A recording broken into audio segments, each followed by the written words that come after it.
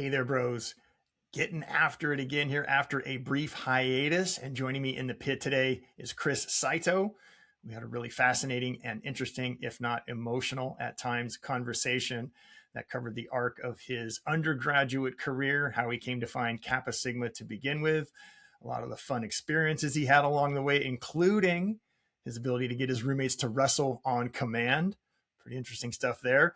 Talk a little bit about his role in prominence as Kevin Faulconer's campaign manager through his many successful campaigns in AS, and then postgraduate in Kevin's run for mayor of San Diego. We then talk a little bit about Chris's role in professional career, including working for the top companies, the biggest companies in Hollywood, here in the States and around the world. We also talk a little bit about the tragedies that he's had to deal with over the past few years and how the support and love he got from the Brotherhood was one of the main things that helped get him through it and how it continues on today. I think you'll especially appreciate Chris's analogy of looking at the Brotherhood as a 200-channel streaming service that he can tap into at any time, and also the medicine cabinet approach where he can reach in, grab a little dose of whatever he needs to help him get through that particular period in time. Chris is one of EI's most beloved bros, and I hope you enjoy this conversation I got to have with Chris Saito. All right. Back here with another episode of It's Not Over Yet. Getting in the pit with me today, Chris Saito, fresh off his Japanese and London leg of his world tour, and sitting down for me at the home office there. My brother, thanks for taking the time. It's great to see you. How you feeling today? What's going on? Great, man. Honored to be here. Thank you very much, Jim, for doing this. I think it's a great tool to be connected with all the bros. I talked to a lot of bros. They really look forward to watching these, so I'm honored and privileged to be here. We've been on a bit of a hiatus the last few weeks, so it's nice to get some freshness out there. Let's get to work. I need my third SIGs, bro. I need full name, hometown, and pledge class name and year. Christopher Shinjiro Saito, Placentia, California, and the Lords. Okay. What semester? What year was that? Fall 87. Fall 87, a great group. I need big bro, little bro, if any, and offices held, if any. Big bro, Timothy Allen Ritchie. Little bro, David Dennis Judson. And the only office I did was Rush chair. And I believe, I was trying to look this up, I believe that was the Guts pledge class that I brought in. I think that's a wedding planner sort of role that it's a lot of planning and everything's got to execute in a short time. So and I remember, sorry to cut you off, Jim. I remember that was one of the first, if not the first, dry rush. Ooh.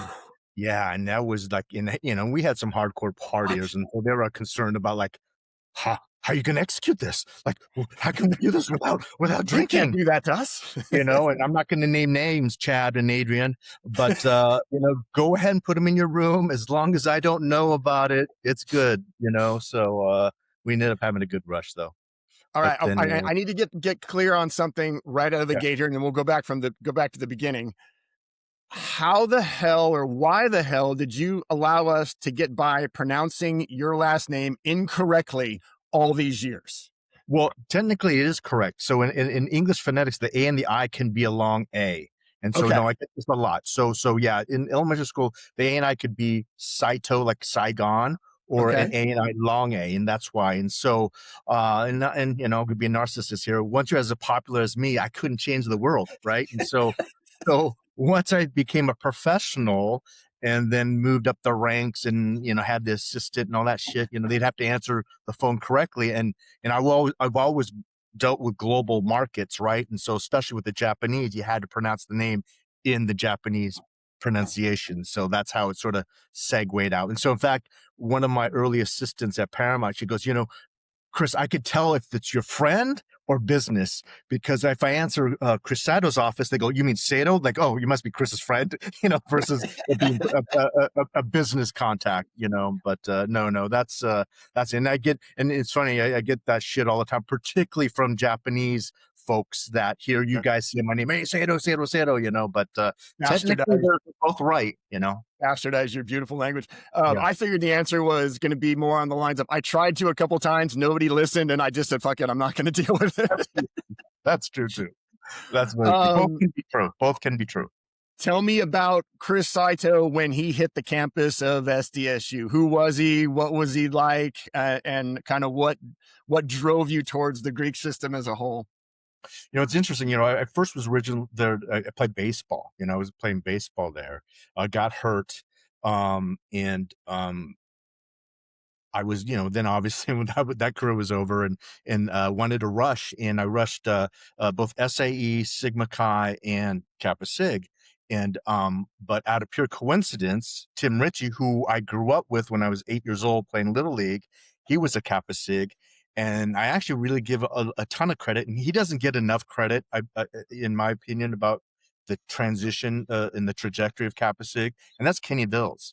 So I sat next to Kenny Vills in my American literature class, and he invited me to a party, a rush party, obviously, and Tim was there, and it just blossomed from there. I mean, I look at the SAEs, and they look like the private school kids that I used to beat up on in high school. And the Sigma Chi's were like all the guys that were in fucking yearbook committee or student government, right? And they were sort of douchebags. And then Kappa Sig just had this warm, fuzzy, like jock feeling, yet, you know, was genuine and was really trying to find its identity, you know. And I think that's what the Lords did. Yeah, I know there's always this banter about the Lord, yeah, but truly the Lords were the tipping point of that house. Says a good number of people in the house. Others might argue. You didn't rush your first semester then, but you had a whole semester kind of with Ken. Yeah, no, yeah, I think it was a year. Kind of get to do it that way. Yeah. You know, I think, you know, I was sort of first anti-Greek, you know, and then a big school like San Diego State, and this is what I've told my children, it's like when you go to a big school, you really need to be part of a tribe, you know, and being part of a tribe is big. And it just man, I couldn't imagine my life without being a Kappa Sig. I really couldn't. You know, I think, you know, you know, if you have to explain what it is to people who are non-Greek, then they're just not going to get it, you know. And I think once you're in, you know, it's just different. I couldn't imagine not being a bro. I really couldn't, you know. And I've talked to people who've gone through school and they weren't part of something and they have zero friends, you know, and that's just odd to me. Was Tim Ritchie as loud in Little League as he was as a college guy and thereafter? Yes, same personality. Just little hey awesome. batter, and it's just everything throughout the whole. Exactly. He's just you know full send 100% the whole time. Yeah. But at the same time, the most genuine, nicest, caring guy there is. You know, it really is. I mean, like I said, he was the tipping point of me joining Kappa Sig for sure. Yeah. What do you remember about your rush period, and in terms of why you most every guy I've talked to on or off the podcast would say, I just kept coming back to Kappa Sig every night. I'd go to the other house, I just kept coming back. What was it that would make you break out of SAE or Sigma Chi and then I'm going to cruise by Kappa Sig house in what was then 2 weeks of rush? Yeah, you know, it was just really more comfortable, you know, and just sort of like you know, I just thought the guy. So SAE, I knew a couple guys I played ball with, you know, back in high school, and they were SAEs, and so you know that's why they were trying to get me to go over there. But I just thought, you know, Kappa Sig was just so much more comfortable, and I think back in the day too, either one of those two houses said you have to wear collar shirts all the time when you're a pledge. I'm like, fuck you, you're not gonna tell me what to wear, you know, like you had to wear with the pledge pin and that. I'm like, dude, I like Ralph Lauren and polo, but I ain't wearing that every day, you know? And so, you know, Kappa Sig was more of the t-shirt, khaki shorts, flip-flop house. And I also remember vividly remember Eddie Chapin lived in the apartment next to the house? Yeah. And I remember first night there, I just went in there, met Eddie, Jack Colson, and Gonzo. We may or may not have smoked some herb. And then he had the little, you know, Eddie was so organized on shit, you know, so he had this little ladder that you could climb up and get into the house. And I don't know, I just thought that was so cool. And that was the first time I met Jack. And I you know, it's weird, Jim. I think it's sort of like if I was being recruited to go play collegiate football or baseball someplace, like my class that I was coming in with was what really sort of turned me on. Like, Interesting. Okay. we always brag about it, but man, we really had some great guys in that class. I mean, Did you guys bond really quickly, you feel? we bonded really quickly. And again, I really applaud Kenny Vills to that. I was talking to Beaker the other day. That's Charlie Sheridan for you kids. And Beaker, and we were talking about how Kenny really brought sort of this USC swagger, and confidence to Kappa Sig, and especially the Lord's Pledge class. And he really built this sort of us against them sort of mentality, us, the pledge classes versus the actives type deal. And I think, every from, JR and Kieran, to Colson, to Beaker and Rago, to Gonzo, to Aguirre, to Hamilton, to David Knowles. I mean, the list goes on and on. I mean, just some really good guys in that class. And I think that really helped me. It's like, okay, I'm going in with these guys versus seeing those other guys. You go to these rush, you see there are other types of personalities in that house. And you really, I could really see down the road, like, who am I going to really bond with? And it was Kappa Sig. No, that's a heavy hitter lineup of guys you just rolled off, and more too that were part of that class that went on to be leaders in the house, leaders on campus, leaders in their professional careers, and on down the line.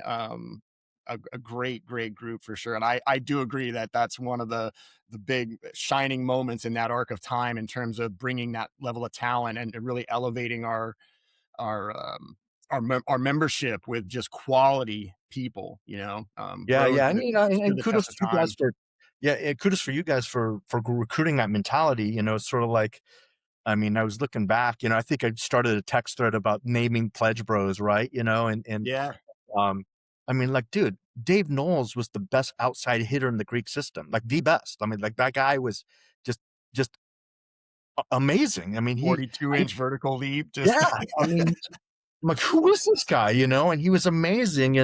And I heard Gonzo talk on his podcast about the football team, from Colson to Liebergott to JR to Johnny Miyasaki to Gonzo. Like, so the two main sports in sports banner were volleyball and football, and we excelled right away because of the Lords, and yeah, then you throw in great surfers like Beaker and Rago. Rago's a phenomenal athlete. Nobody knows Rago's a great athlete. yep. Continues to be great athlete today, and Swiss Army so knife.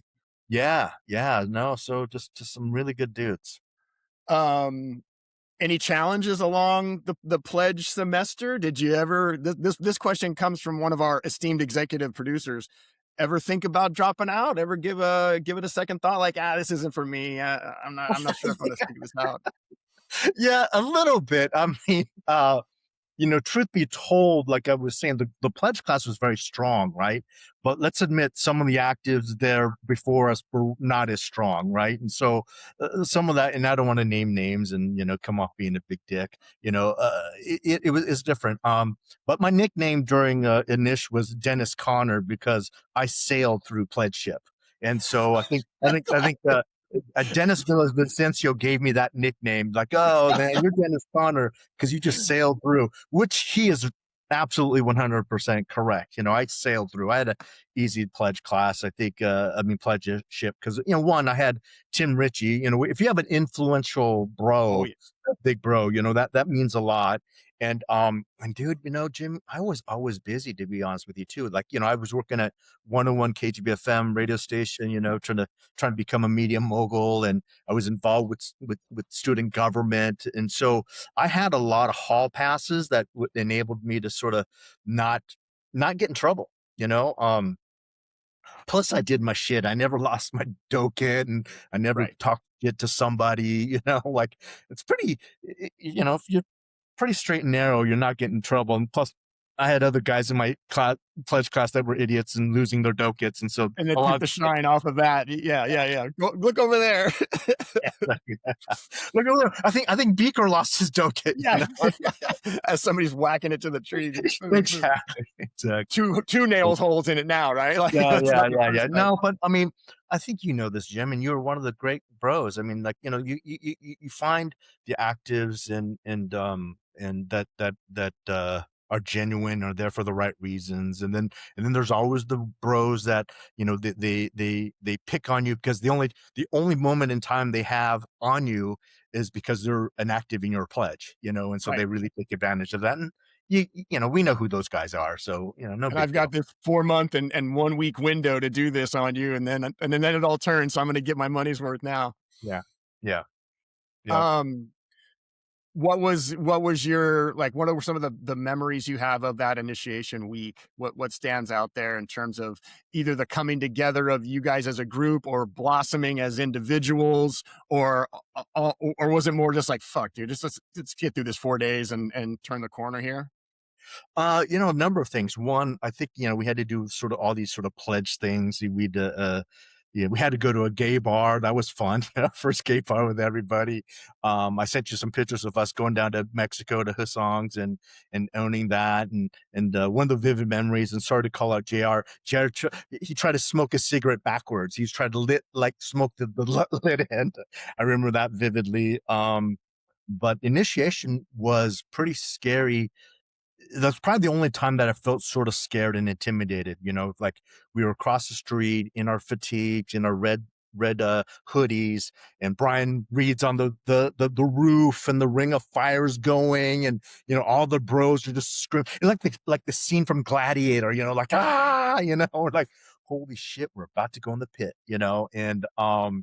and so that was pretty scary, because that was a great unknown. And at that point in time, hazing still existed, even though they're trying to do the anti-hazing movement, but it's still pretty present, right? And not knowing it's only the number of days, and all that kind of stuff. Yeah. And There the wasn't a food. real big goal line laid out at that point, right? Right, right, We weren't given an itinerary of the week. exactly, and so all that. But at the same time too, it's just sort of, again, like, we were such a tight pledge class, from A to Z. The guys were really good. And what I do remember is just sleeping next to Johnny Miyasaki. That guy's a big old bear. It's furry, and I just laid next to him, and I was warm every night in the pit, and that was great. So yeah, like I said, I was Dennis Conner, bro. I was selling my way to America's Cup. The Dennis Conner reference is so perfect too, because it's San Diego based, right? Like World Cup, San Diego, and sailing. I love it. It's spot Yeah, on. exactly. I don't Yeah, think yeah, I'd yeah. ever heard that story. That's great. Yeah, That's no, really no. I cool. think only I would remember, because Dennis. I think whenever they called your name, you had to call out your nickname or something. And I whenever I ever see Dennis, I always remember him calling me Dennis Conner. So Oh, that's great. yeah. Any kind of welcome to, they asked the NFL draft picks this, what was your welcome to the big leagues moment? Like, as you became an active, maybe those first couple chapter meetings and stuff like that, was there a great awakening of, wow, this is really cool being on the other side of it? Or did it take kind of a little bit of time to build in for you? No, I think just being able to wear the letters was like a huge thing. I Yeah. think, you guys did such a great job of making that a goal. You know what I'm saying? Like, hey man, you got to be inactive to wear letters, and so at that young impressionable age, that's a goal, that's a target, right? It gave us a sense of purpose. And so earning that, like pledgeship is earning that, right? So earning that brotherhood, earning those letters was really important. I remember vividly, man, as soon as we got initiated, me and Beaker fucking went and ordered sweatshirts. You know what I'm saying? Like, like whatever that little cheesy store was by Vaughn's, or that grocery store. Yep. We couldn't wait to order our letters and all that. And I think that was great. And again, all you guys were so welcoming. Once you cross over to become an active, it had so much symbolism back then. And it's funny you say that, Jim, because like I don't see that in today's world. I don't see people sort of earning that and really cherishing sort of that accomplishment as much anymore. Yeah.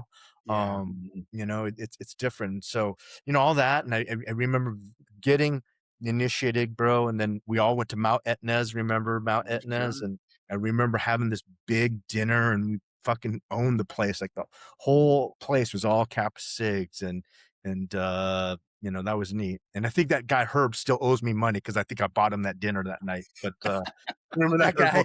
I think Herb Yeah, owes a few people the money. yeah, exactly. Yeah. No, so those were some great aha moments, and yeah, gosh, I remember that was like yesterday. It was really neat. there are a few prouder feelings, I think, than strolling across campus lab lawn with a couple of bros in letters or t-shirts that have letters on them and stuff like that. And that, not so much a peacock moment, but it's definitely we are very proud of who we are and what we represent, and we're here to show it off in all our glory, and you can suck it if you don't like it, you know. Yeah, absolutely. And I think it is a flex. I think, the camaraderie and the brotherhood that's involved in it, and it was special. It was a special time. It really was. Let's talk a little bit about roommates. That's an important component of college life, the who and the when and the stuff you do, the stuff you get into. Then you had a group over there on the other side of College Ave that was a pretty vibrant, active group. What went on in that house, and tell me how a lot of that came to be. Oh, it was awesome. Yeah. So I never lived in the house, but we called it Kappa Sig West, the house on Campanile. And, it was me and Beaker and Rago, Gonzo, Judson, Dave Carney for a while, and it was great. And we would always have sort of mini parties when the house wasn't having a party, or we would have a midweek party, or the house, holiday breaks, we would always be there. And I think that's the beautiful thing about college and having roommates and living there, because it's your first time living not with your parents, right? And you get to do whatever you want. And I was fortunate. I lived with Charlie and Mark in Gonzo all my college career, and it was awesome, and so I go the other way, Jim. Preparing for this, having the thought process of what to talk about. I remember vividly the day I graduated and had to leave the place. I was fucking crying, like, oh my God, it's over, it's over, and I just love those days of just living in college and just sort of having that life. And I had, like I said, great roommates, and we probably look back and say, man, we were slobs. I mean, we were just slobs. Was Gonzo told us how at one point the Beaker had to be tied up with some phone cord. Were there more examples of that, or was that a one-time thing and he learned his lesson? So this is a great story. So as you know, I worked at 101 KHBFM, and so we would do a lot, and I worked in the promotions department. And so I commandeered some free Rubio's taco plate, combination plate meals, right? And I owed Dobbo a dinner. So, hey, Dobbo, come on over. We'll smoke some herb, and then we'll go get some fish tacos. So he comes over, and we're just in my room and hanging out. And then Beaker and Rago come in my room, and I go, hey, and talk about, I look at Kappa Sigma as, before satellite TV and cable TV came in, 200 channels of entertainment, like just, and each channel is an individual bro, right? So I turned on the Beaker Rago channel, and I'm like, hey, Dobbo, you want to see something really funny? So sure. I go, hey, Beaker, Rago, wrestle. And they start wrestling and and Rago, he's so athletic, but he's very hollow. He's like a graphite shaft. He's really thin, but hollow, but he's ornery, right? And Beaker's really strong for who he is too. And they're wrestling, and we're like laughing our head off. And remember those futons that we had in college that like had the 2x4 plank sort of foundation and then the big thick padding on top? Oh, Beaker and Rago are wrestling, right? And Beaker has Rago up here to do a souffle on him.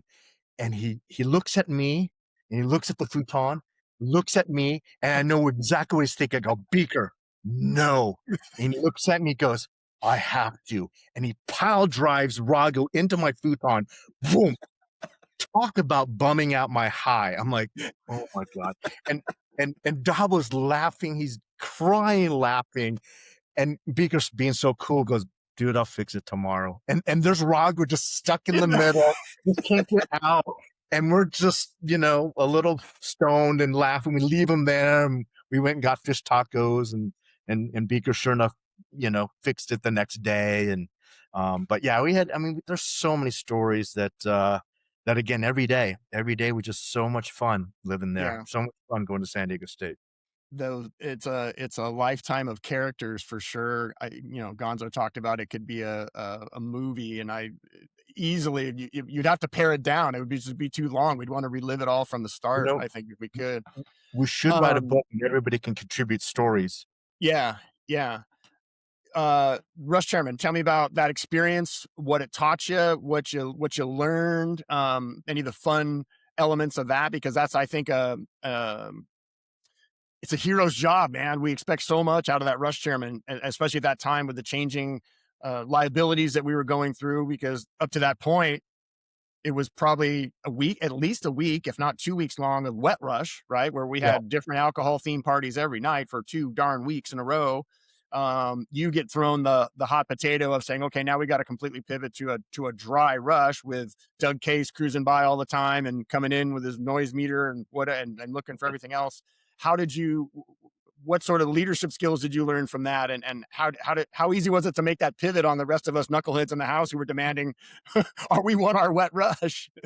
It's pretty neat. It's funny you should say that. I think it actually, if you think about it, it really helped me be who I am from a professional perspective, because I'm such a taskmaster, right? It's such an operational goal guy, and it's also sort of branding, and I remember it, gosh, it just kicked in while you asked the question. Like, we were dry, right? So the big thing was trying to get sponsors, right? Trying to get a slogan. So my slogan was a knockoff on the American Express card. Membership has its privileges. Yeah. And that was a national thing, but I thought it was brilliant for us, right? And again, moving on trajectory of who we are, and then getting sponsors, right? I got Slush Puppy, I got Togos, I got all this sort of usual suspects that were non-alcohol related, right?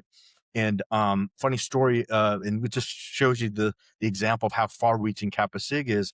I was working at 101 KGB FM as a promotions intern, and if you remember, KGB was like KLOS, very rock, heavy, hard rock, right? And I had this haircut, right? And they called me Collegiate Chris because I was in a Hessian, I didn't have long hair. And the morning DJs, Berger and Prescott, they just finished, and we were shooting the shit, and Mike Berger goes, so hey, hey, College Chris, you in a house at San Diego? Yeah. He goes, I'm a Kappa Sig. He goes, I'm a Kappa Sig. I go, fuck you. Da, da, da. So no, I'm a Kappa Sig. He goes, where'd you go to high school? I go, I went to El Dorado High School in Placentia. He goes, I went to El Dorado High School in Placentia. I go, dude, shut up. And then he starts naming the streets in my hometown. I go, oh my God. Then he named the address of the house. I'm like, oh my, he goes 6195 Montezuma. I'm like, oh my God, you are a Kappa Sig. And then the head sales guy there, a guy named Terry Ash, he calls him, hey, Terry, come over here. Chris is a Kappa Sig at State. And then Terry comes over and goes, I'm a Kappa Sig at State. And I'm like, hey guys, I'm the Rush chairman. Can you guys come and do a live remote and help sponsor Rush? Like, fuck yeah, we're in, And, I'm glad to meet you. Come on over. It's a small world. And so I think, it helped me sort of be a taskmaster. It helped me rally bros, like, hey man, and you probably don't know this story. I gave this speech one day during a meeting, and I said, hey guys, Rush is very important. It's the biggest event next to initiation for the house. So I really need all you bros here. I need you here every night. I don't need you to be a token bro. I know half you guys just come in to play sports, to party, to pick up on chicks. I really need you to not be a token bro and be here for Rush. And man, I had great participation, blah, blah, blah. The next year, I never went to anything, and I became the token bro. And so then that's became my nickname in the phone. That was the nickname for a while. Okay, that's where that came from. That I was the token Asian guy, in the house. But all kidding aside, I think the house had taught me so much. Like, when you talk about college and what it means, and whether you go to some big hoity-toity college or a pedestrian college, I think what you get out of it is most important. And I think being part of a Greek system, Greek fraternity, is that, and it really enabled me to do that. And Kappa Sig is just a microcosm of life. Like, there's so many walks of people in there, right? There's people that you're never going to get them to do anything but drink a beer, right? And then you got people who will help you no matter what, and thank God, when I was Rush chair, I had all the lords and just everybody would help. In fact, I was reading my docket here, just looking at stuff. And one of the things that I think became a mission statement when the house really turned its corner was most of the comments I got in my docket, Jim, said, be active, be active, be active. Yeah. And I think that point the house, most of the bros became active. You know what I'm saying? Like, Yeah. you know, participating in everything, and that combined with some success, right? Winning, you know, just makes that happen, right? And we're doing well in sports and getting better exchanges and having better parties, and that just sort of, you know, it's like frozen concentrated orange juice. We added some water, boom, you know, and I think that was really key, and just I think from that point on, everybody in the house became active. I mean, the house was a very small house before the Lord's was, What? you know, 23 bros, you know, and, you know, we're practically a third of the house when we joined, and then boom, it just blossomed. So, I think Rush, just helped that sort of mentality for everybody, you know, not just me, but for everybody. Yeah. um, I think it's fascinating and a great insight into the importance of that, of Rush, and treating it like it is that as equal to, or as much of importance as initiation is in terms of the lifeblood of the house. And you can mess up one or two rushes and really turn the corner and go the wrong way. And I Oh think yeah. you having that, the leverage of that Lord's class behind you as now this active force in the house, helps drive that future participation, energy, vibe, and everything else, and allows that Rush experience to just blossom in spite of whatever changes that you have to make as a result. And we're over in Adrian's room because he's got, you know, Captain Morgan shots underneath the Exactly. Exactly. Exactly. um I say this with love and respect. Although you never took a leadership position elected wise, you were very much a leader in the house. Would you agree with that statement? Yeah. Yeah. Yeah. I would. I mean, In terms of being a force in who did get elected, or swaying opinions and perspectives, and speaking out in meetings about critical issues that we were facing and dealing with and stuff like that. If you agree with that, was that by design or by choice? by design, 100%, you know, and a couple reasons. Well, one, thank you for saying that, Jimmy. I really appreciate that. Especially coming from you. No, thank you. Yeah, no, it was a conscious choice. I mean, at that point, there was a sort of fork in the road relative to sort of, my career in college, let's just say, right? And part of that fork was Kevin Faulconer, right? I met Right. Kevin, and Kevin, and I didn't know Kevin. Kevin was a pledge at the time, and people probably don't know the story.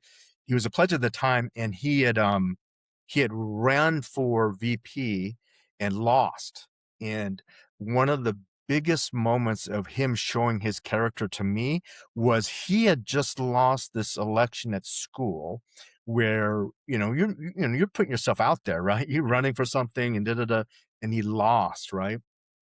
But we had a party that night, and part of his responsibilities was to be a pledge at that party and work the party.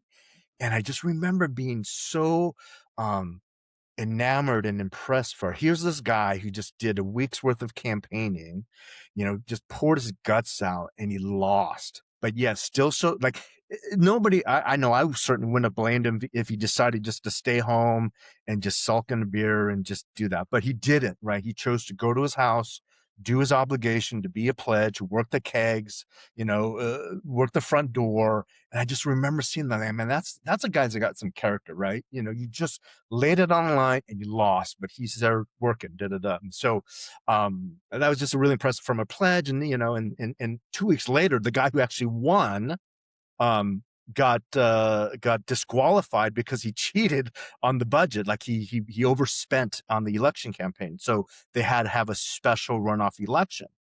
And again, I don't know Kevin at all, really. So I'm walking down the campus lawn, going to my class, and I see Faulkner, and I have my daily astic. I go, dude, you need to run again. And I just kept on walking, right? I go to class. So then the next day, he fucking shows up my house with a couple Egg McMuffins and a couple coffees. And he goes, hey, Chrissy, I was wondering, you have a couple seconds? I brought you some breakfast. And we sat down, had some breakfast at the Campanile house. And he goes, yeah, so, when you saw me yesterday running, yeah, I think I want to run again, but I was wondering, would you be my campaign manager? And then that's how it started. And that's how we just, Wow. from that Okay. moment on, became best friends. And I became his campaign manager for life. And then we ended up winning that election. And then, then he gave me a post. But I remember vividly, Matt Hamilton was like, hey, are you gonna run for something at the House? And I go, no, bro, I'm gonna do this AS thing with Falcon. You guys go run it, and I applaud you guys. So now I'll be complimentary to you and Dobbo and McGrory and Hamilton, all you guys, for taking on being the king of the jackasses, and I say that in a great way. I couldn't imagine having to deal with a lot of that liability, all that kind of stuff that goes on. And I really felt that, to your point, I felt that I could be more of an influence being a citizen of Kappa Sig versus being, typical EC push down, right? Or whatever they called it. I forgot what come on you called it. You so say, total EC, push, or whatever you guys would make something happen, and I always thought that was funny. But no, I think I like to say I had the best of both worlds, not necessarily having an elected position at the House, but being influential on that side, and then just got involved with a lot of the school politics with Kevin. I didn't know that story. He was a pledge during his first run at AS VP Finance. Yeah, and he lost. And that's a lot to handle, man. That's a lot to be going through. Wow, I had no idea. And he worked his ass off, and I just remember seeing, like, it was a night party, bro, and like, the results happened that afternoon. It's like a Friday. He's got to be so exhausted, right, Jim? But he showed up. He was there working the kegs, doing whatever, and I can see it, and I mean, that's character right there. So you punch your ticket into his kitchen cabinet at that point, and this is something else I want to get into maybe a little later in the call, and that begins almost like a lifelong association with him through politics, right? You've always from that point been in his pocket and been a very close advisor, if not management of the advisors to him, and in terms of the people that are in his ear, affecting policy, affecting decisions, and things like that. Yeah, I'm 5-1 in being his campaign manager. I only lost once. That was the recent bid for being governor, and that had another shit show thing. But it's again, this falls under the umbrella of all things Kappa Sig. That's given me so many great experiences, and the great experiences because of the great friendships I have with everybody. But yeah, I've been Kevin's consigliere for the day we had an egg McMuffin, and so but that's what Kappa Sig brings, and I think that I'm very fortunate to have not only that relationship with Kevin, but a number of bros, everybody, and I think I'm very, very lucky that way. So we're kind of walking through the arc of your activeness in the House before graduation. We're getting better in sports. We're winning different titles and championships. We got Ritchie winning AS, and then we got Faulconer winning AS, and then the big run of Faulconer as AS president. What were the confluence of all these things really were elevating for us as a house to where we could be our own unique, diverse group of people and still kick all your asses down the road here and be a much tighter, more cohesive group. What of all of those, what stands out? What are the ones that you think were the most punctuating of that in terms of saying we are here, we deserve to be dealt with in terms of the top tier houses on the campus? Yeah, I think all of that. I think it's an aggregation of all those things that came to plan, to think that, it's sort of storybook, right? Typical, you see it in movies, the guy who's student body president happens to be part of the big frat, and we were that, and then even he goes on to be mayor of the 8th biggest city in the country, and so that combined on everything, and on that combined, we weren't known as dicks, what I'm saying? Like we were successful, we were genuine, people loved to hang out and party with us, and I think that is sort of the DNA that runs through, the group, because if you really look at the house, it's funny because my daughters have met all you guys, right? And she's heard all the stories and et cetera, et cetera. And I remember, and they're both Greek, they're both Kappas, right? So they understand the whole thing. And they're like, Dad, it's weird. He's a Kappa Sig, he's a Kappa Sig. You're all sort of different, but you're all sort of the same. I go, exactly. That's Kappa Sig. And so, all of that. And again, as you reflect back, Jim, at those days, it's like, man, we really had it really good. We really did. Got any good spring break moments? Is there one you'd go back and relive in a heartbeat if you could, or what were some of the ones that you can remember that? Speaking in AS, and I won't implicate Kevin Faulconer, so this will be 100% me and my liability, and for me to get in trouble. Kevin had no knowledge of this, but I remember one Felipe trip for spring break. We drove down there, and nobody wanted to take their car, right? So what I did was I rented out a SDSU Associated Students van, and like little had the logo on it. Me, Kevin, and we all fucking went down in the school van, and oh gosh, I trashed that fucking thing. I had to come back. Somewhere on the waiver was some initials about "I will not take this into Mexico," and I'm sure you can sign that right away. No, I mean, it was all good. I mean, I think, I look back, like I said, just storybook memories. They all sort of blend together, and they come to memory when I see the actual individual, but no, it was all good. And at the same time too, I don't want to implicate anybody else either. We'll let them tell their own stories. We have and you sent it over and I'll drop it in the edit. One of my favorite pictures of us at graduation, spring 90, after an all-nighter on the roof at the house, that great group of Evs and K-Dolls in the shot like that. That was a fun time. And it's something I'll never, ever forget. That's one of those indelible memories. What do you take away from kind of that peak up to graduation? We're coming out of this domination couple of years, and Kevin ending his term as AS president and things like that. What do you remember out of that period of graduation time and that first summer out?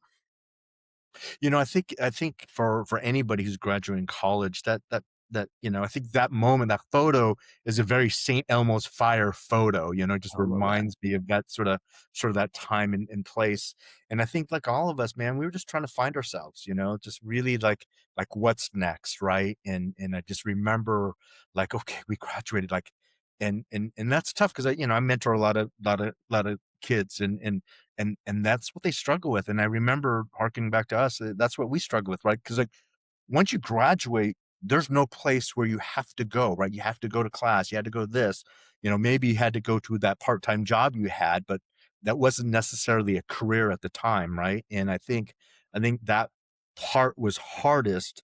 And it was also hard too once I moved home, like we all moved home, right? You had to, none of us made money. You had to move home. And that was a big adjustment, living in, and again, my parents were totally cool, but it was just different, and I remember, speaking of K-Doll and Lumpy, we saved enough money to get a first and last month's deposit at the Bayview Club, our little house in Hermosa Beach, and which was just some of the photos I sent to you. You're in one of the parties there, and so I think that was a great moment, and I think that when you graduate college, that sort of just kickstarts sort of finding yourself, and in some ways we're still trying to find our ways now, right? But yeah, I just remember all that, and more importantly, just knowing that I was going to miss the Friday TGs and just all that kind of stuff, right? And just seeing JR I every day. remember a few times in that Bayview era where we had some late nights out in Manhattan Beach, Tennessee's. Late nights up there, and then back to the Bayview house after, and good times. Oh, I remember one night, we're at Hennessy's, and we went to the Kettle. The Kettle's a little coffee shop that's open for 4 hours. It was me and Colson, and we wanted fettuccine Alfredos, and we were like trying to figure out which credit card worked. Like, does this credit card work? I don't think we had enough cab money to get home, and that was just some fun times. When I think of you, and you and I've had some really great conversations over the years, because I'm always engaged in what's going on with you, because you've worked at some really cool things. Without going like too deep, because we can go really wide across the top. And I know you're a very humble guy, but you've worked with some really powerful companies and organizations, some really well-known name brands. Can you give me kind of like a highlight reel of some of the brands you've either worked for or done deals with? Because it's really, really impressive. And I know you take a lot of great credit in that, and have done really, really well for yourself. And I think the bros would be amazed by the level that you've worked at. Oh, thanks, Jim. Yeah, no, appreciate it. Yeah, I think I got lucky. Like right out of college, I worked for a company called Pioneer Electronics. You remember that they were big in the car stereos, and Yeah. we were the first pioneers that did faceless. You can take the face off a stereo because everybody was stealing car stereos back in the day, Uh-huh. you know. And then I got to work with they were doing these new technologies where they put movies onto the laser discs. And so I got into that because I was such a movie nut, and I knew I always wanted to work in the movie business. And so I fancied myself and positioned myself as being sort of that guy that was always on the cutting edge of technology and then movies. And so to this day, that's what I'm known for, sort of at the intersection of technology and movies. And that helped me blossom my career into being an expert in what they call content distribution. So that's what I do, content distribution, right? And so everything from Pioneer to Paramount to DreamWorks and all the studios. But you know, I'll tell a story that really made me was working on Forrest Gump. And so when I got a job working at Paramount Pictures, I was the most junior marketing person, and the way that my boss assigned movies was by seniority. So I got all the shit movies. I got all the Saturday Night Live movies. I got Coneheads, Night of the Roxbury, just some shitty movies. And so I had I did a presentation for my boss because I wanted to work on The Hunt for Red October, the Sean Connery movie. You know, wanted to work on that thing. Big Did a film. whole presentation, and she told me to pound sand. You know, I was not going to get Hunt for Red October. So lick my wounds. The next week, I met a buddy who worked in production at Paramount, and I said, "Hey, dude, what movie should I try to get to work on?" He goes, "Dude, you should work on this movie called Forrest Gump." I go, "What's that?" He goes, I go, "Who stars in it?" He goes, "Tom Hanks." I go, "The TV guy from fucking Bosom Buddies?" I go, "Yeah." I'm like, Who's directing it?" It's like Robert Zemeckis. I go, "The Back to the Future guy?" I go, "Dude, this doesn't." And what's the story about? Oh, well, he's sort of a slow-witted guy, and he goes through time and becomes a ping pong champion and Vietnam War hero, and there's all Vince these great special marathons. effects. And dude, I'm like, "Dude, this sounds like a disaster." He goes, "Dude, trust me." So then I go to my boss, I go, "Hey, Diane, can I work on Forrest Gump?" And she looked at the same byline. She goes, "Yeah, you can work it. You win," because she felt probably bad that she fucked me the week before, right? So I'm like, "Okay, yeah, I'll give you Forrest Gump." And then Jim, the movie blew up, right? And she couldn't pull me off. I was already knee deep into it, right? And so I was in it, and then in the industry, I became the Forrest Gump guy.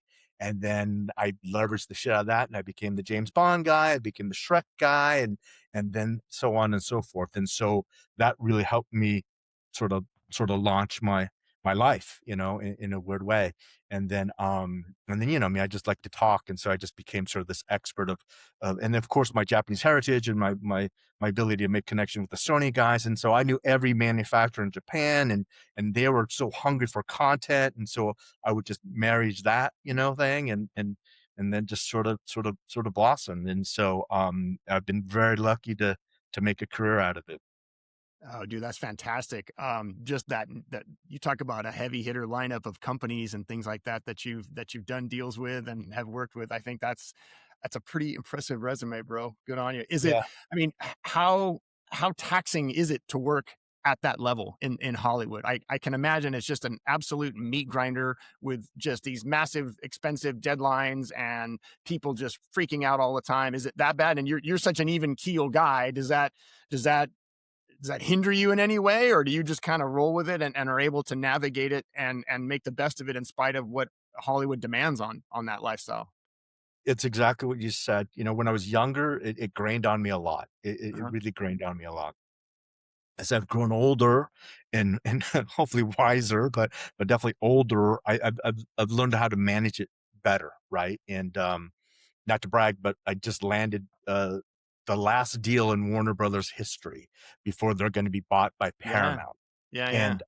And I worked on that for 8 months, Jim, for 8 months. And uh, we needed to sign it before June 1, which starts the next quarter. And we needed to sign it before Paramount officially takes over Warner Brothers, which is this month. We worked all for 8 months, and finally it came down to the last week, and May 31st was a Sunday. So I had to get the president of Warner Brothers to sign on a Sunday. And he was in London. I'm like, we need this done. If not, the deal's over. My board of directors will not, sanction this anymore. We've been going at it for 8 months. I really need you to sign this, and sure enough, we did. And so now for me, it's a drop the mic moment. I'm done. Fuck you all. It's over, And so that was probably, it's funny how that was probably the most stress I've ever been in my life. And then giving it sort of the point in time in my life, right? From an age perspective and just sort of all that kind of stuff. And also just the historical significance of what's happening in the industry and in the town. And to be honest with you, I don't like it. The fact that Paramount is buying Warner Brothers and there's no Warner Brothers anymore, like one of the most prolific studios of all time. Yeah. It's hard for me to digest that. But I understand it, it's what's happening in the world. And so, I've been really fortunate. I mean, and I know we're going to get into this, but for a guy who's lost his dad, his wife, and his 2 dogs in 2 years, in the past 2 years, I still feel like I'm fucking lucky. You know what I'm saying? It feels like, wow, even that I lived the shit show of this, it's sort of like, it's a very Japanese thing. Life Yin and balance, yang. yeah. Life balances is out. I have great thing here, shitty thing here, and it's just sort of living here. So like you were saying, like trying to be even keel about it all, Jim, through it all, and You can't have the good without the bad. They're both inevitable in life. And exactly.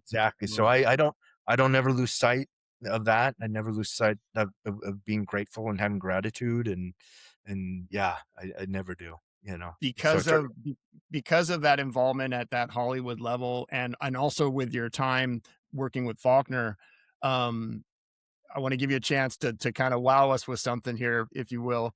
But no doubt you've been exposed to really a good number of really super cool insider VIP type experiences, whether you ran into somebody or got to hang with somebody, something like that. Can you drop 1 or 2 on us in terms of just these, wow, I can't believe I'm in this moment right now, whether it was through Faulconer and all the things you were doing there, or whether it was through some of your Hollywood experiences? I'll go the other way, meaning, and again, not to sound fucking douchebaggy or No, not at all. Not at all. I've been, I mean, just last week I spoke at the British ambassador's house, all these are the fucktards, but I go the other way. I go signature moments with Kevin. I think one of the most momentous moments I'll have in my life was, when Kevin won being mayor of San Diego, and a lot of people don't know this. I would drive down every weekend and walk neighborhoods with Kevin because I was working here in LA, right? So, and we laugh about it too. I mean, gosh, Jim, I'd go down there on Friday night and we would walk neighborhoods Saturday and Sundays. I take that back. When he, from city councilman to mayor, right? So when he was first running for city council, I would drive down every weekend, and it's just like you do in the movies. We had this little shitty office, and we'd call him like, "Hey, Jim Miller, you ever heard of Kevin Faulconer? He's running for city councilman, District 56." All that stuff.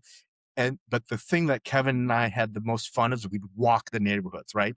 He'd walk one side of the street, I'd walk the other side, and we'd knock on doors. Hello, my name's Chris. I'm working for the Kevin Faulconer campaign. I was wondering if and so that journey to me has opened up. And so for me, I'm more of an experienced guy. And so walking that, and then if I got somebody who was interested, I'd go, "Kevin, get over here." And he'd run across the street. Here. Yeah, my name's Kevin Faulconer. And so I remember those sort of moments that have enabled us to get to this higher level. And so I remember specifically that thing, Kevin's king of like, "Hey dude, what are you doing? Can you come with me?" And then he just hoodwinks me into some BS thing, right? So I remember we had to go to some BS community center where he's giving a speech, and we met this female police officer, and she was sort of the first person that sort of gave us some support from that sort of legal the law enforcement world, and that union and all this kind of stuff. And you fast forward, her name's Shelley, and Kevin named her the first female chief of police in the history of San Diego. And we had met her, Jim, 15, 20 years earlier in the city rec hall. And so those sort of moments. And so you fast forward when Kevin won being mayor, we were in this back room at the San Diego U.S. Grand Hotel, and all the dignitaries were there. Pete Wilson, Schwarzenegger, just everybody. And I just remember Kevin and I just having this typical Kappa Sig bro moment. It's like, dude, can you believe we're here? This fucking started at San Diego State, and you're going to be the mayor of San Diego.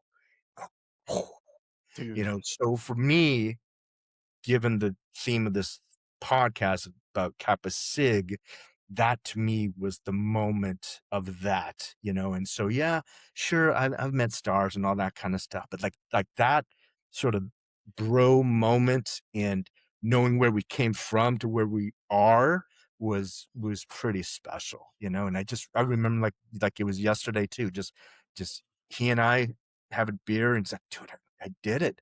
Oh my God, we did it, and particularly back in the time when San Diego and still is such a democratic city, Right. and Kevin to influence and get the tipping point of getting so many Democrats to vote for him was such a huge win. Everybody said he was going to lose. Everybody was shit talking on him, and for him to win that was great. And then also just to see your pal, your friend succeed, that's nothing's bigger than that to me.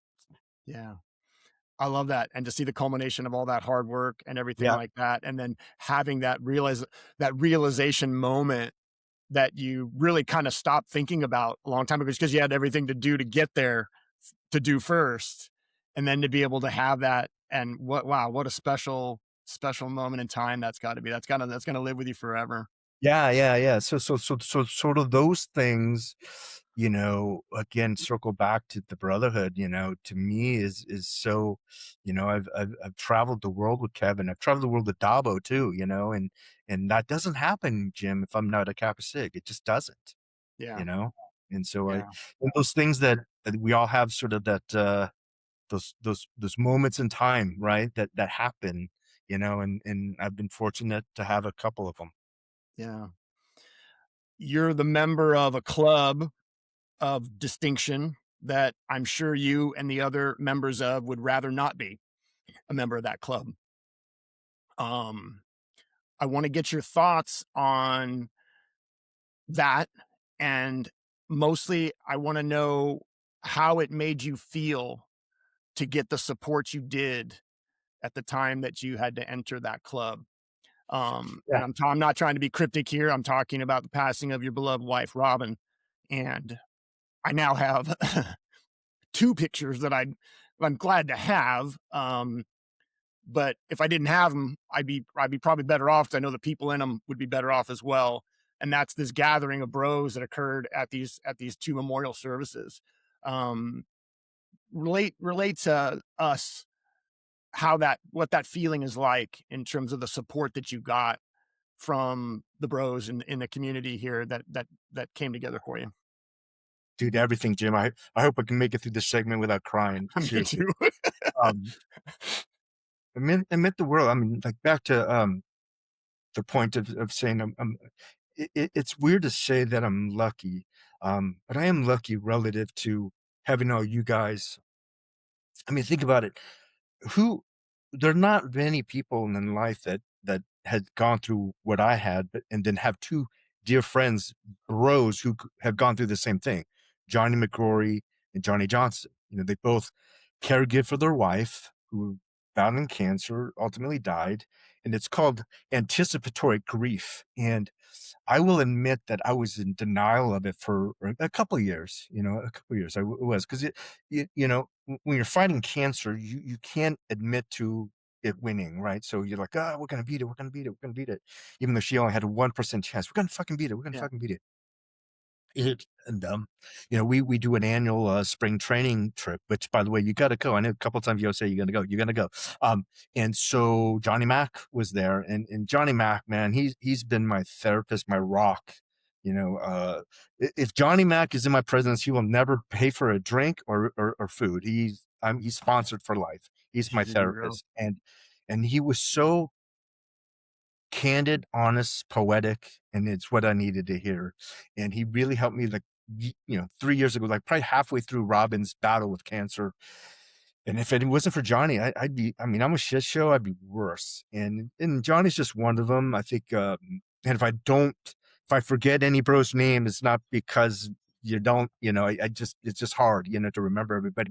But Jim, I gotta tell you, I got so much love and support for years. I mean, just years. I mean, like, Jason Wood would call me or text me every Thursday. So he must have had it in his calendar, but just automatic. Hey bro, how you doing? Did a call. And he was amazing, and talk about sort of, the house means more to me now than it did when I was in my 20s.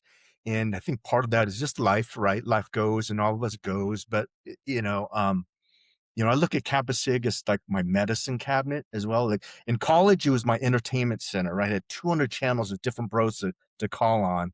Now you fast forward now, approaching 60, I look at Kappa Sig as my medicine cabinet. So if I want a little comedy, I call a bro. I want a little deep conversation, I call another bro. I want to just sort of get away and not think about it. I call another bro. Some of those bros are all three of them, Right. and Right, man. and just, the emotional deep connection I have, with a Gonzo, with a Cheese, even a Jack Colson. I know Jack's a polarizing guy, but if you're in his love circle, it's a privilege, and Jack is definitely one of them, right? And JR too. JR has gone through some stuff too. And by the way, I know everybody's gone through stuff. Nobody's life is perfect, right? We are all going through shit. And so I think that's what's great about Capsig. It's almost like it's a religion, it's a faith, right? And all the bros, I mean, I wouldn't be here without all of them, seriously. And again, like from McGrory to Gonzo to Cheese to JR to Jack to you to all the guys in fantasy football, all those guys, Ron Green, Goodlin, Herbert, Brian Getz, Caruso, Jeff Donnelly, like, man, I'd get so much love, Jim, over the week that I would have to carve out Sundays to get back to everybody. I would like, okay, I gotta text this guy back, gotta call that guy back, and it was neat, and I don't know what I deserved to get so much love. It was just crazy, and so I probably wouldn't have got through without those guys for sure. Any of you guys, Well, you said you don't know what you did. I know what you did, and we all know what you did, which is just be yourself and allow us to be part of your life and be a brother with you. Uh, Yeah. yeah, amazing experience that you had to go through, and it was so impressive to watch you handle it the way you did. Having to deal with not only your own grief, but that of your daughters and the rest of your family and everything like that. And, we were just a small part of it, getting only see the window that we did. Um, I want to ask you this question kind of directly, because I think in other episodes we've only hinted around at it, but you kind of talked about it in the answer to that first question, which was you feel differently about Kappa Sigma now than you did then. It means something different to you now than it did then. What is that it? Okay, if we talk about this it that we all seem to get, that other eras around us didn't really get and aren't as cohesive with and aren't as brought together with. If you could, in a way, capsulize that or frame it in a way, what would that it be that we all seem to get? May sound cheesy, dude, but to me, it's unconditional love and brotherhood. It's unconditional. It's just sort of like some of the friendships that I've developed over this time, like Will Lynch and me. I love that guy. But in college, we didn't get along. I didn't know him. We didn't hang out, blah, blah, blah. But that dude calls me, I will call him back, and he's been with me on this journey, and he's had his own journey as well. Right.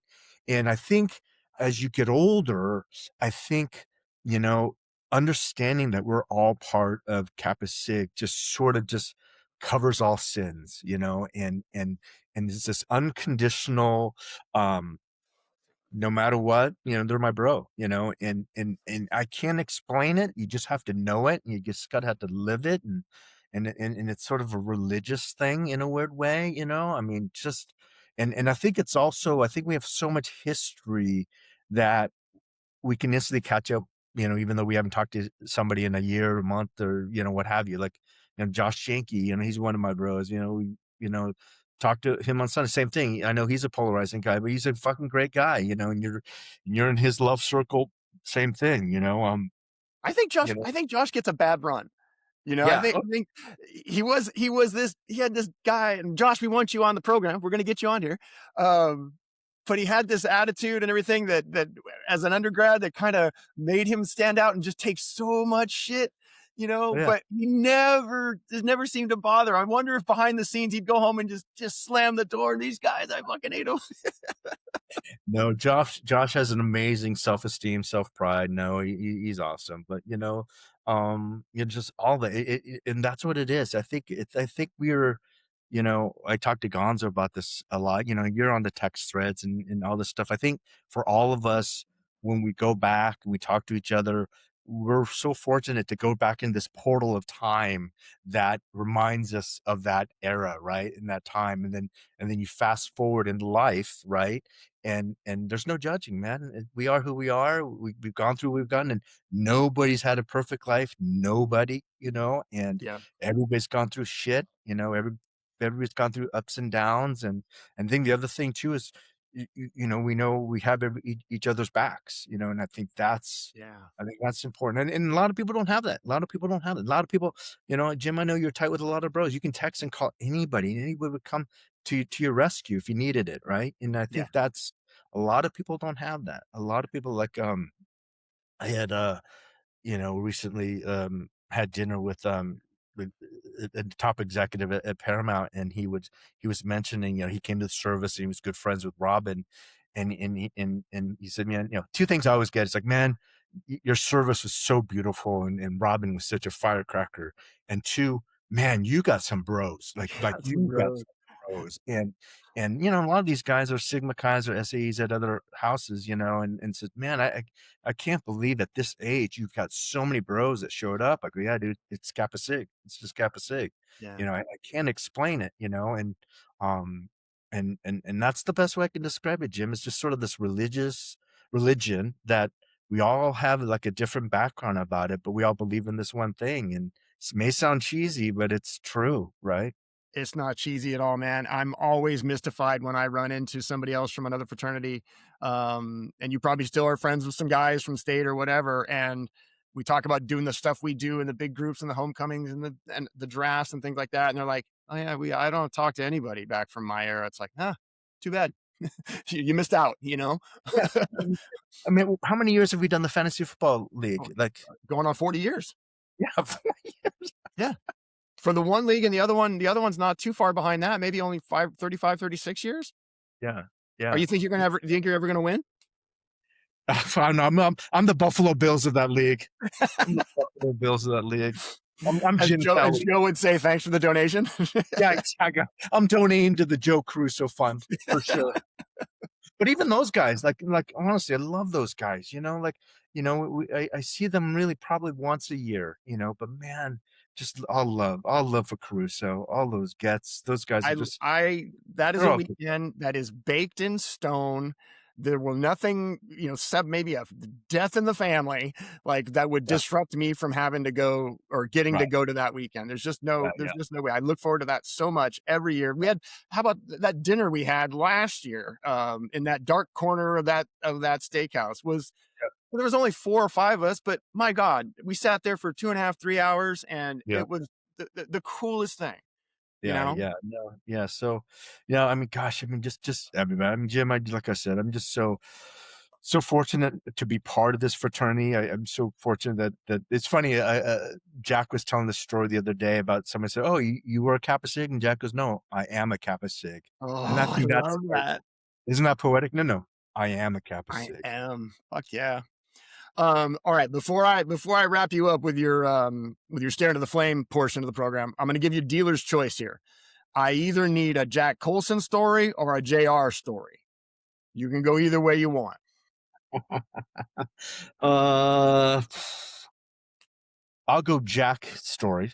Okay. And again, it shows, and to me, it's so poetically Jack, and so grateful that he's my friend. And so again, Robin's service was coming up, and I knew there was a text thread that all you guys were on it, and I had caught wind that Jack was coming out for it, and Jack, for you guys don't know, Jack lives out in Florida, right? And so I caught wind that he was coming out, so I texted Jack, hey Jack, I hear you coming out for Robin's service, dude, appreciate it, man, love the respect, but man, that's a lot for you to travel cross country. I'm not going to see you, buddy. I'll maybe see you for like 30 seconds. And so I appreciate the thought process, but man, you really don't have to. He replies back, fuck you, which just means he's coming, right? And that's just a perfect Jack Colson response. Yep. JR, and again, I wanted to show that love story for him, because we have plenty of stories of Jack ruining my transmission in my car and drunk driving, and we don't want to go there. And I had the same stories that I can tell about JR, but JR is nothing but love as well. I think it's interesting. He and I have these conversations quite often. Seems to be every Saturday night when we're both sort of drunk or right. inebriated. But we laugh and marvel that if you would have said, and I sent you some Lord's photos from We Are Pledges, if you would have said, hey, fast forward 40 fucking years and you guys would still be tight and talking almost weekly, and unfortunately talking about grief and stuff, I would say, fuck off, da-da-da. But the fact that we do that, right, and have that, it is amazing to me, and so, again, I'm in a different sort of, spiritual, philosophical place, relative to the podcast. And I don't want to share too many of the drunk stories that, because goes to your theme of this. For me, the value of Kappa Sig is what I'm living today, right? What it means to me today, and it means more to me than ever did. And I don't know a lot of people can say that. I really don't, and so, again, I feel fortunate to do that. And I feel fortunate to have all you guys, especially you, and just a lot of the crew that has always been there. Right back at you, man. I speak for everybody. You're one of the faves around here for sure, and somebody that we all deeply respect and appreciate. And keep doing all that good stuff, man. It's been so fun. I do truly appreciate the conversations we have when we get together, and I'm always so curious about what you got going on, because it's so impressive, and it's great to see you thriving at such a high level. And you've been a really good inspiration and motivation to be a stronger person. So keep that shit up, my man. Love you, bro. Well, can I hit you with your stare into the flame questions here? You ready? 5 hard-hitting short answer questions. Who was the house on campus that you loved to hate the most? Tied. Sigma Chi, SAE. Fuck those guys. Fuck those guys. Those two are a tie. I think I'm with you on that. Throw in Teak too. Those three. Any house that was in the Greek circle. In the general Greek circle area. Yeah, I'll give you that. Who was the active that was the biggest dick to you as a pledge? I would say Jeff Thompson. Ooh, JT. Okay. Why? What was his rub?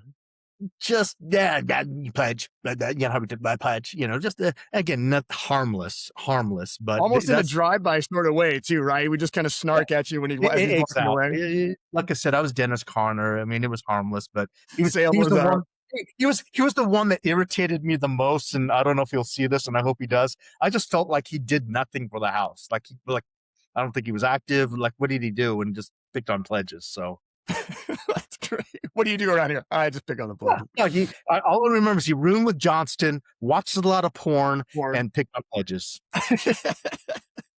They had that front room with the bathroom though, so it made them cool. Exactly. Who was the best all-around athlete during your era in the house? And you can name yourself. That's a tough one, man, because we had, I mean, okay, tough one because Colson was great hands, great route runner, single-digit handicap. Yeah, single-digit handicap, great basketball player. Yeah, Paul Liebergott was a great wide receiver as well. Our little scat back, he was great. Then you throw in a JR that had great hands too, and power and speed and size. Back in the post, down low. Yeah, exactly. And then you throw in a Gonzo from a football perspective. Nobody can run sideline to sideline the Gonzo. He had the lateral, like you couldn't get around Mike. Like he was a really stud linebacker. Like, we would run man to man all the time. We got that guy, I got this guy, and fucking Knowles. I mean, dude, Knowles was great. Even Kieran Roche was a good athlete, and I don't say even, but Kieran was a good athlete. Yeah. Rago was a great athlete. Man, the guy was all over the place. Yeah. Kieran could do everything. Rago could do everything. Beaker was a great solo athlete, like surfer, climber. Just all that kind of stuff. Gosh, and then. Ritchie, he's slow, but he's accurate. Ritchie was slower than shit. He had a gun, dude. He could get. Yeah, he had a gun. Yeah, it's hard to name one, but I think I just named sort of the roster of people that sort of contributed to you too. You were a great volleyball player. Higgy, you got Nitsi, Josh too. Josh got caught up on the whitewash of just a lot of great guys, right? He was again a Swiss Army knife. He played a lot of sports really well. Yeah, he played every sport. And so I think again that's a credit to the house. And then the house had just so many great variety of folks that came in. I don't know, but I just I just remember just Knowles dominating, Greek games and anchor splash and all that kind of stuff. He was just, I've never saw a person who wasn't playing for the college teams like dominate. That was and all that you good. Guys, you guys were, and then when don't forget about Eddie Chapin. Don't sleep on Eddie Chapin. Eddie Chapin was a partner. That's my partner. Yeah. He could set. Eddie could set. I would not disrespect anybody in the house. I mean, there were some really good guys in there. We had some gamers. For sure. All right. Word or phrase you picked up at EI that still rings in your head today? Work it. What are you doing? I'm working it. What'd you do last night? Dude, I worked it last night. Dude, I worked it. What'd you work? Dude, I got into this club, didn't pay cover, didn't win a line, worked it, got some free drinks, worked it. That was my phrase. That's one of those that's like you can use it multiple ways, right? It's an adjective, it's a verb, it's a noun. it's a positive, negative. Dude, I'm just working it. Just all that. Oh, dude, I worked it. Yeah. Exactly. Well, she worked me last night. I worked her last night. It's all. Love it. Dodgers are coming up for a three-peat here. We gonna make it? Yep. Okay. I love it. That's why I sent you my doppelganger of me with the rings. That's actually for you, Jason. No, Jason isn't. I don't get Jason. He's conflicted soul. He's a Padre fan, but a Dodger fan. I don't know. Some guys move down here and then they feel this dual set of loyalty, but not me, man. Not me. You gotta stay in your lane, Did I leave anything out? Is there anything else you wanna throw in here and put out to the masses? Just all you bros out there, tell your bros that you love them and, be grateful that you're part of something that seriously sounds cheesy, but bigger than you are, right? And I think we're very, very lucky to be able to, utilize and leverage technology to keep in touch with everybody, to see each other. And, Lumpy says this all the time about how, we're at the point in life that unfortunately we're going to see more of each other at memorials than we would at anything else. And also just think about, Jim, what we've gone through in life. We've gone to, everybody's weddings, and we've done the bachelor. I sent you some bachelor party photos, and and if you look at the arc of life, Jim, we've had such a full life, right? And so, again, different perspective, and it's truly something that I want everybody to do, which is, again, it took a horrible life event for me to have this philosophy, but it's true. You only live once, man. Fucking go out and do it. They say that everybody has two lives. You start living the second one when you realize that, right? And that's what you got to do, right? And so, do it. Say yes. Do it. See your bros. Call your bros. Don't hesitate. Because you just never know. You just never know. And I say that just in everything I do. And just it's so important, and that's what I try to instill in the younger people, right? And live life and do what you can, and we're always going to owe somebody money. That doesn't matter. It's just life, and go have fun and that and I think that's what's also great about Kappa Sig. It's sort of like, if you're a bro, we're not in this to fucking impress anybody. We're all bros, man. We're just all bros, and we are, and I'm glad and most grateful that you are mine. Thank you for doing this. Thank you for sharing so much about yourself and about your life. It's been a great one, and I know it's going to continue on for a long time and be as impressive as it has been, my man. We will see. That's the story. All right, buddy. Yeah. Later. Appreciate your time, brother. We'll be in touch real soon, okay? You got it, man. Later. It's Not Over Yet is a production of EYB Enterprises. This episode is brought to you by Sperry Topsiders, the best boat shoes for sailing through life. Executive producers of It's Not Over Yet are David Cisneros, Mike Gonzales, and Tony Gwynn. Your host is Jim Miller. If you'd like to be notified every time we drop a new episode, simply go to itsnotoveryetpodcast.substack.com and you'll get a note every time a new episode is pushed out. Thanks for coming out.